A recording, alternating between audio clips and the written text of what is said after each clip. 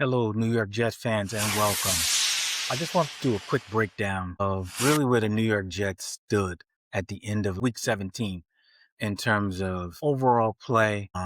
As you know, the Jets finished 3-14, and one of the biggest takes from the season in all three phases of the game, I'd say two of the three phases they failed miserably. And number one, offensive play, they got the worst quarterback play in terms of QBR rating, just the worst quarterback play in NFL history.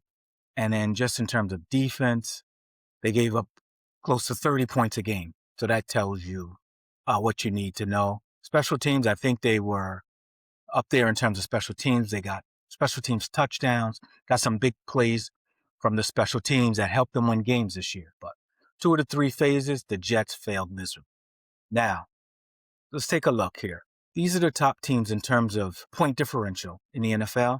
As you can see here, Seattle Seahawks, Rams, New England Patriots, Jaguars, and Buffalo Bills. They finished in the top of the league. And on average, if you look here, the Seahawks, in terms of points against and points allowed, they scored 28 points a game and only gave up 17. That's an 11-point differential. Tops in the league. The Rams, tops. They scored 30, gave up 20, 10-point differential. And New England Patriots, they scored almost 29 points a game and gave up 19, so 10 points a game. These are the tops in terms of point differential. The New York Jets finished in dead last. Dead last. So they finished 3-14, but on average, over a 17-game period, they averaged almost 18 points a game.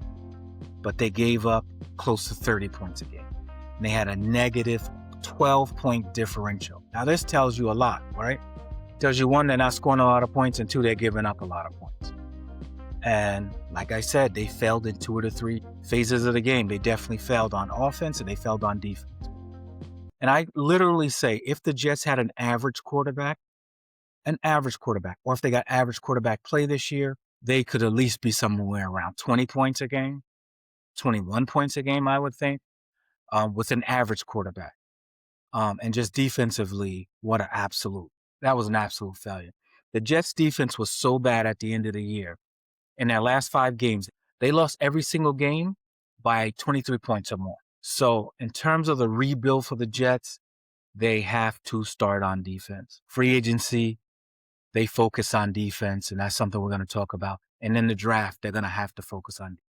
They were just awful. Now, in terms of offense, they have some pieces in terms of offense. The thing I like about the offense, they have Breece Hall, and they have a young offensive line that played 17 games together. So I think that's a positive. I'll take that as a positive.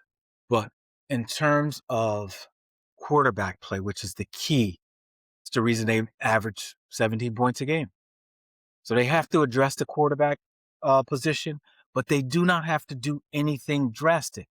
They literally just has to get an average quarterback, a professional who knows what they're doing, to run the offense, score when you get into the red zone, that kind of stuff.